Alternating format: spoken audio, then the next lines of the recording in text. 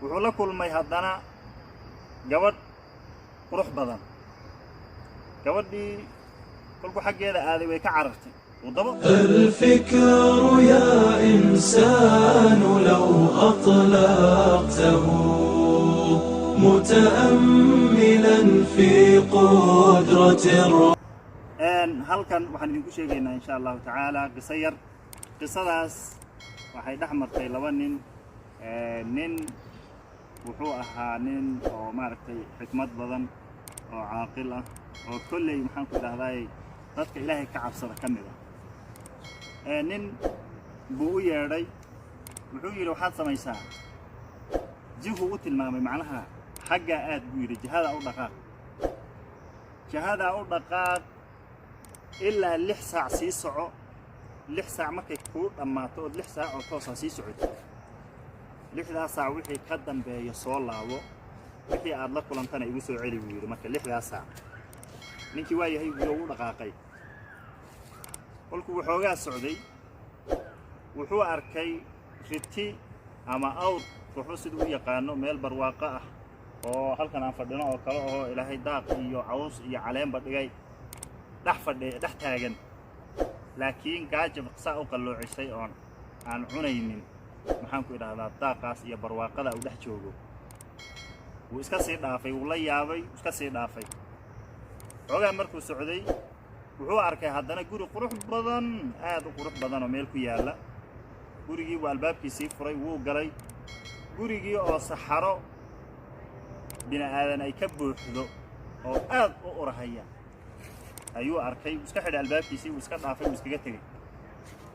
waxoogaa markuu socday haddana wuxuu arkay awr kale oo meel taagan, barwaaqo ah oo nool oo caadi ah, barwaaqadii iska daaqahaya, laakiin hilibkiisa waraabayaasha, ilwaaga, libaaxa, dawacada, wax kasta ay saa u cunahayaan oo saa u maaragtay ay u guran hayaan hilibkiisa, isaguna aan dan ka lahayn oo iska daaqahay. wuu iska dhaafay. wuxuu la kulmay haddana gabadh qurux badan. gabadhii kolku xaggeeda aaday way ka carartay, wuu daba orday. isagoo gabadhii daba ordahayaa waxaa ka dhammaaday oo gaadhi la ayaa ka dhammaaday 6dii saac ee la siiyey, ee ninkii uu u soo diray uu yidhi 6daas saac sii soco, 6daas saac kolkay kaa dhammaatana igu soo noqo, wixii aad la kulantana ii keen. 6dii saac baa ka dhammaatay isagoo gabadhii daba ordahaya oo gaadhi la. wuu iska soo noqday, ninkiibuu ku soo noqday. wuxuu yidhi nin yahow, 6dii saac eed ii dirtay waan soo dhammaystay, hawlahaasaana la soo kulmay 4 ah. wuxuu yidhi hawlihii aad la soo kulantaan kuu macnayd marka ee soo fadhiisa halkan. wuxuu yidhi awrkii u horreeyey ee meesha barwaaqada aha joogay, dhex taagnaa, ee cawska aan cunayniya gaajadu qallafisay, waa qofka bakhaylka ah. qofka bakhaylka ah hantidiisa isaguna kama noolaado, masaakiinta iyo dadka maaragtay muslimiinta iyo dadka maaragtay baahane ag joogaana waxba ugama taro. aakhariya adduuntoonaba marka bakhaylku ugama faa'iidaysto xoolihiisa. guriga aad aragtay ee quruxda badnaa, ee korka ka quruxda badnaa, gudihiisa kolkaad aragtayna urahaye ee saxarada iyo qashinku uu ka buuxay, wuxuu yidhi waa qofka taariku salaadka ah. qofka taariku salaadka ah waxaa laga yaabaa inuu labis qurux badan uu xidhan yahay, boodhinkiisu uu qurux badan yahay, kolkaad aragto uu soo jiidasho leeyahay, laakiin waa qof aan gudihiisu barako iyo faa'iido toona lahayn oo uu qashin ka buuxo. ilaan qof aan ilaahay ku xidhnay oo salaadiisii gooyey, maaragtay gudihiisu ma udgoona, mana fiicna. taasna waa middaasu yidhi.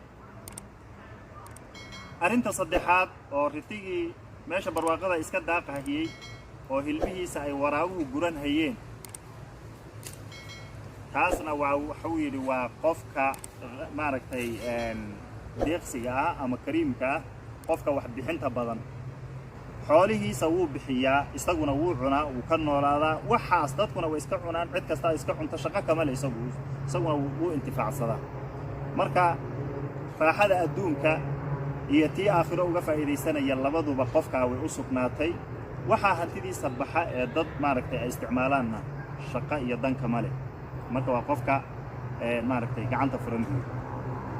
gabadhii aad aragtay quruxda badnayd inta ka daba oroday aad gaari weyda iskaga soo noqotay waa adduunyada waxaad weligaa daba orado oo gaadh istiraha adoon gaadhin oo laba isu kaa qabanin oon islahayn maaragtay laba isu kaa saarata inbay kaa dhammaan oo waad ka dhimanaysaa marka adduunyana lama gaadho safartii arrimood ee uu ninkii la kulmay sidaas ayuu ugu soo macneeyey waxaad garanaysaan marka qisada iyada ah asxaabta sharafta leh aad kala dhex bixi kartaan maaragtay waxyaabo waaweyn oo afarta arrimood idiin sheegayba afarta meelood ay ku kala saabsan yihiin aad kala bixi kartaan qofka bakhaylka ah akhri adduuntoona inuu maaragtay xaaladiisu ay adag tahay taariku salaadka weligiiba ha qurux badnaado oo maaragtay ha labis fiicnaado laakiin uusan wanaag iyo sharaftoona lahayn ba halka ka muuqata dadka adduunyada intay daba ordaan ku daalay oo ku rafaaday inay gaadhaan oo wuxuun ay ka keenaan oo maalin ku nastaan rajaynayaan inaan laba gaadhin adduunyo